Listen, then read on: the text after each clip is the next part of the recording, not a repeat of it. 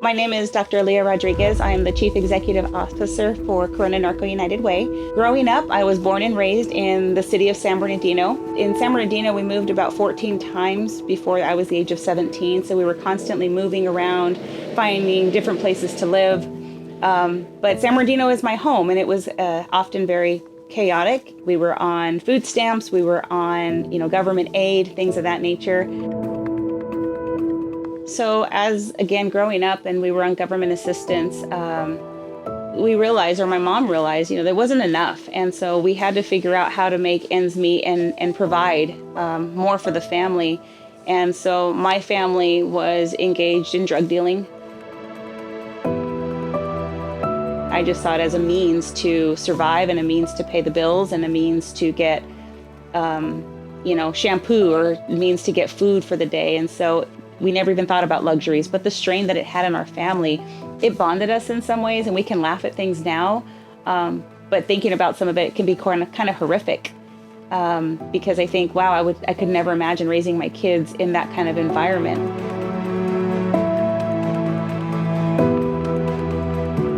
When I started college, I graduated high school in 1997, and they tell you, go to college, get your education, and I did. I went to Cal State San Bernardino because I had been a City of San Bernardino resident my entire life. So I was in my senior year at Cal State San Bernardino, double majoring in psychology and human development, and I had a baby about a month before I was to graduate with my bachelor's degree. So this was the day I gave birth to her, and still worried about writing my papers and finals, things like that.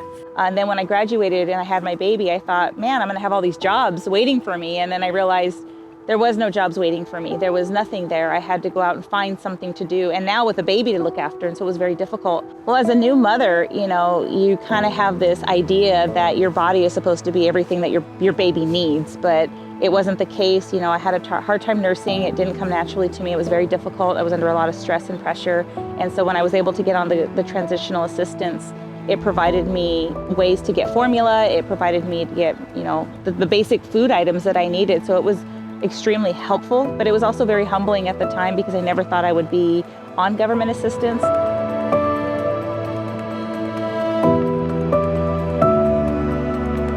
We weren't really allowed to dream growing up because our immediate need was survival. It was paying bills. It was just getting through the day sometimes, that there were no dreams. So I never saw myself being successful. I think my biggest dream, I wasn't even dreaming of going to college. Nobody in my family had been to college at that point. And so my first job was at Taco Bell, and I kind of thought I was just gonna stay there. And then I thought I was fancy working at Mervyn's.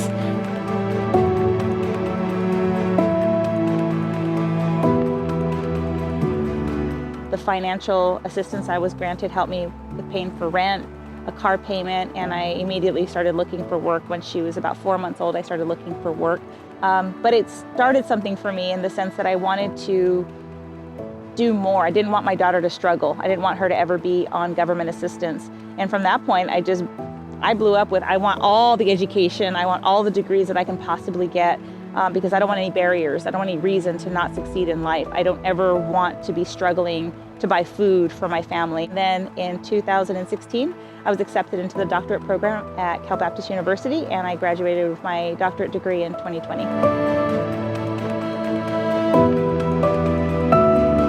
As of today, I'm the CEO of the Corona Norco United Way, so it's a local chapter of an international brand of United Way.